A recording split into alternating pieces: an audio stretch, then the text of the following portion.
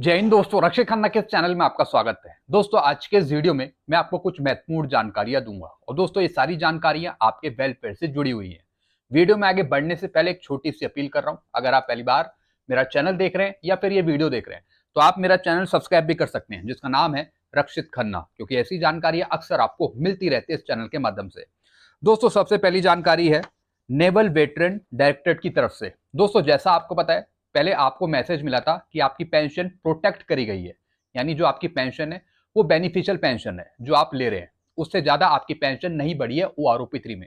दोस्तों, ये मैसेज उन पेंशनर के पास भी पहुंच गया था जिनकी ओआरओपी 3 में पेंशन बढ़ी थी। तो दोस्तों, यहाँ पे नेवल वेटरन डायरेक्टरेट की तरफ से ये समझाया गया है कि गलती से स्पर्श टीसीएस के द्वारा आपके पास मैसेज आ गया था। तो दोस्तों, इस मैसेज को आप इग्नोर कर सकते हैं। जिनकी ओआरओपी 3 में पेंशन बढ़ी थी उनको बढ़ी हुई पेंशन मिलेगी, आप इस मैसेज को इग्नोर कर सकते हैं। ऐसा दोस्तों इन्होंने बताया। पूरा एक मैसेज लिखा हुआ है, इसे आप पढ़ भी सकते हैं और समझ भी सकते हैं। चलते हैं दोस्तों अगली जानकारी की तरफ। फिर दोस्तों, पंजाब और हरियाणा हाई कोर्ट की तरफ से एक विडो को न्याय दिलाया गया है। जी हाँ दोस्तों, इनकी तरफ से एक फैसला आया है जिसमें उच्च न्यायालय ने पेंशन भुगतान में देरी के लिए विधवा को मुआवजा और ब्याज देने का आदेश दिया है। जी हाँ दोस्तों, एक विडो थी जिनको बहुत समय से पेंशन नहीं मिल रही थी, फैमिली पेंशन इनिशिएट नहीं हो रही थी बिजली विभाग के द्वारा। दोस्तों, इनकी पेंशन रुकी गई थी बहुत पहले से ही। तो दोस्तों, इन्होंने कोर्ट केस किया पंजाब और हरियाणा हाई कोर्ट में, जिसके बेस पर इनको पूरा एरियर मिलेगा और पेंशन भी दी जाएगी। और दोस्तों, जो इनको एरियर मिलेगा वो विद इंटरेस्ट मिलेगा, यानी जब से इनकी पेंशन नहीं मिली थी और अब तक का पूरा एरियर और उसके साथ विद इंटरेस्ट दिया जाएगा डिपार्टमेंट द्वारा। तो दोस्तों, अगर आपको इंटरेस्ट चाहिए, यानी आपको कोई पुराना एरियर नहीं मिला, डिपार्टमेंट स्पर्श नहीं दे रहा, तो दोस्तों अगर आपको इंटरेस्ट चाहिए एरियर पे तो इसके लिए आपको कोर्ट जाना पड़ेगा। जो कोर्ट का निर्णय होता है वो डिपार्टमेंट मानता है, डिपार्टमेंट देता है फिर दोस्तों वो इंटरेस्ट, चाहे वो 8% चल रहा हो या फिर 9% चल रहा हो। तो दोस्तों, ऐसी पंजाब और हरियाणा हाई कोर्ट ने एक फैसला सुनाया विडो डॉटर के लिए। जी हाँ दोस्तों, जिसके बेस पर इनको पूरा एरियर दिया जाएगा विद इंटरेस्ट। अच्छा फैसला है दोस्तों। चलते हैं दोस्तों अगली जानकारी की तरफ। फिर दोस्तों, कल एक खुशखबरी आई थी दिवाली बोनस को लेके। जी हाँ दोस्तों, 78 दिनों का मिलेगा बोनस, सरकार का ऐलान। जी हाँ दोस्तों, इस पे कुछ दिनों में लेटर भी जारी किया जाएगा। हालांकि एक ये प्रेस ब्रीफिंग थी, जैसा मैंने आपको बताया था कि कल यूनियन कैबिनेट की मीटिंग होनी है। दोस्तों, ये मीटिंग हुई भी थी, लेकिन डीएडीआर की घोषणा नहीं हुई थी, कुछ और घोषणाएं हुई, जिसमें दोस्तों रेलवे के लिए दिवाली बोनस का ऐलान किया गया। और दोस्तों, ये बोनस है 78 दिनों का, 78 दिनों का ये बोनस है। दोस्तों, ये घोषणा करी थी केंद्रीय मंत्री अश्विनी वैष्णव जी ने।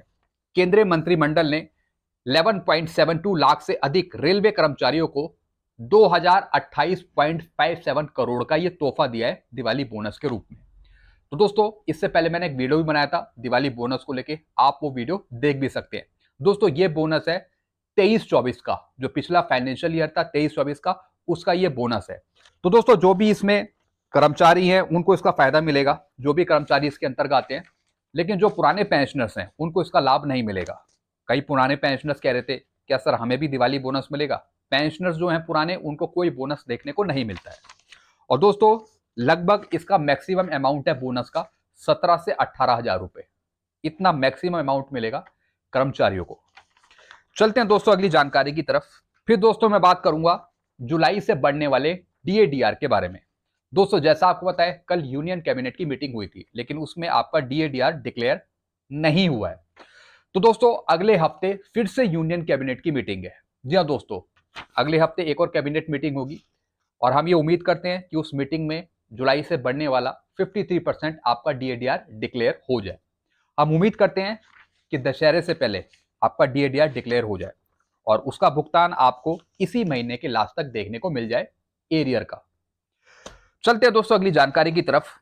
फिर दोस्तों, ओआरओपी 3 के एरियर की शीट आपको स्पर्श पे मिलने लगी है। जी हाँ दोस्तों, एक पेंशनर थे जिन्होंने मुझे ये एरियर शीट भेजी।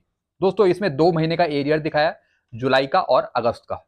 आपके खाते में भी आ गया होगा, उसी की एरियर शीट स्पर्श पे अपलोड करी गई है स्पर्श के पेंशनर के लिए। तो आप अपनी आईडी में लॉगिन करिए और देख सकते हैं आप अपनी एरियर शीट।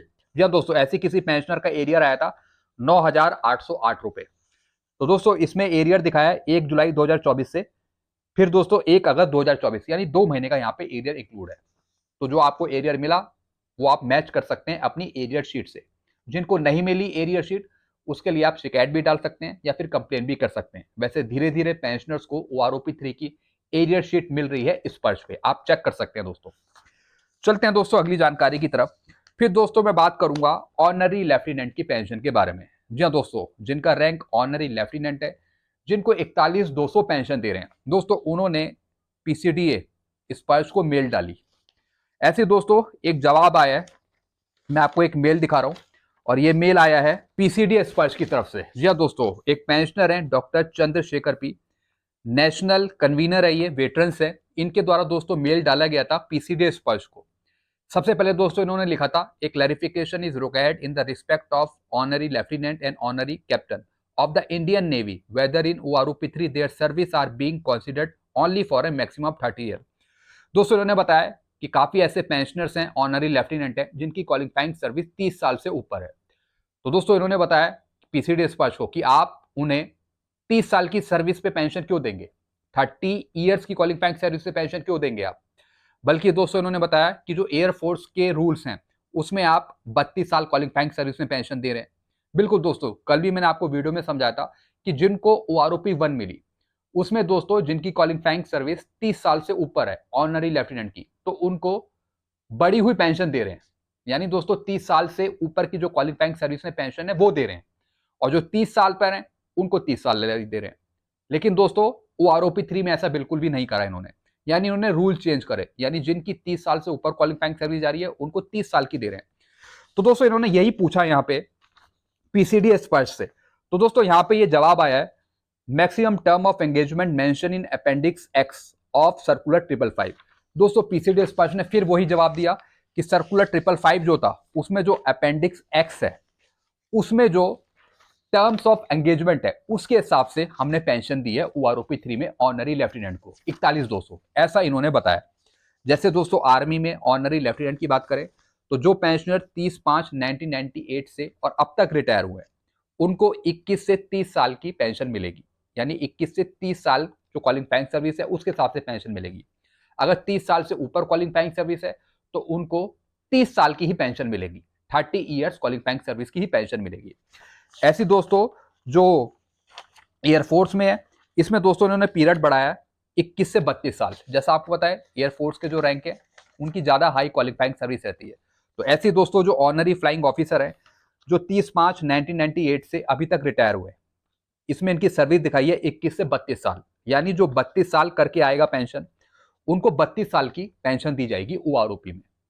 इनमें दोस्तों कोई रूल नहीं है, अगर 30 साल है तो 30 साल की देंगे, अगर 31 साल है तो 31 साल की देंगे, 32 साल है तो 32 साल की देंगे।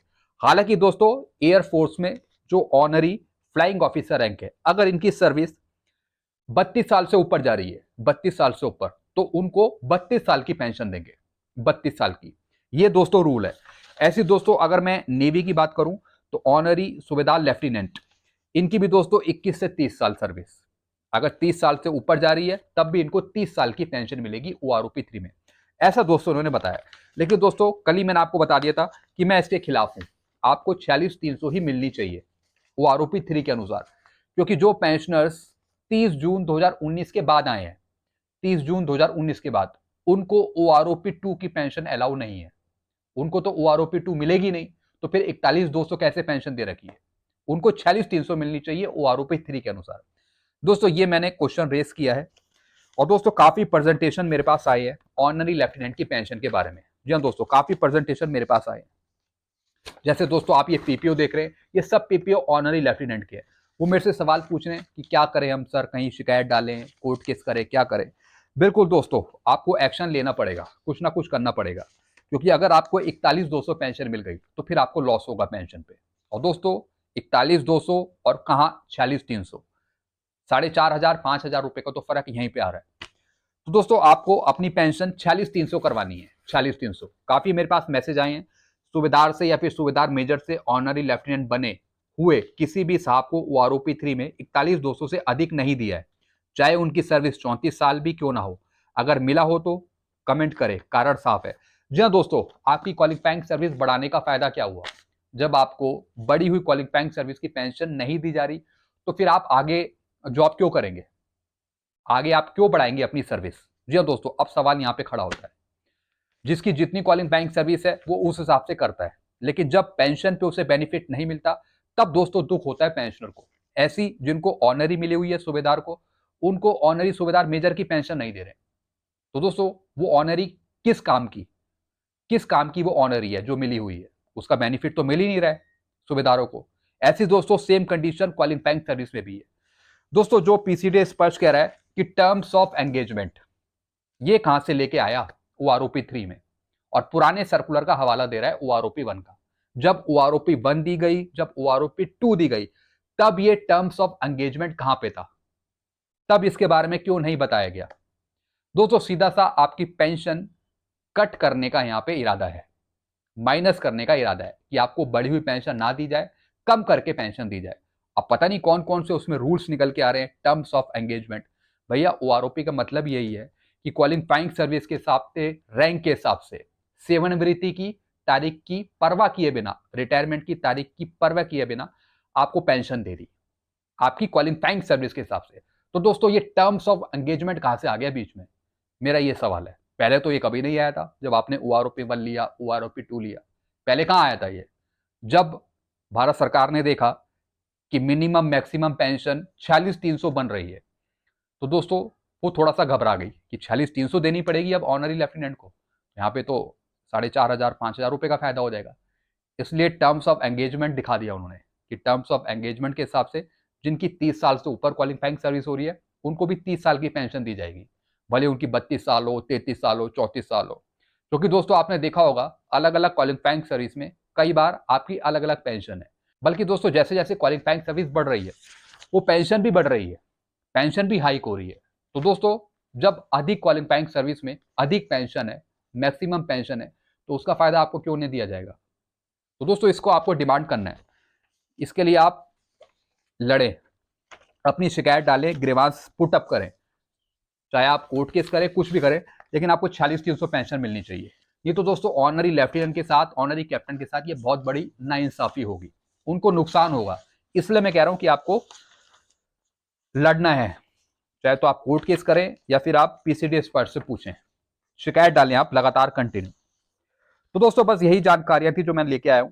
वीडियो आपको अच्छा लगता है, वीडियो को लाइक करें और इस चैनल को आप सब्सक्राइब कर सकते हैं, क्योंकि ऐसी जानकारी अक्सर आपको मिलती रहती है इस चैनल के माध्यम से। Thank you so much.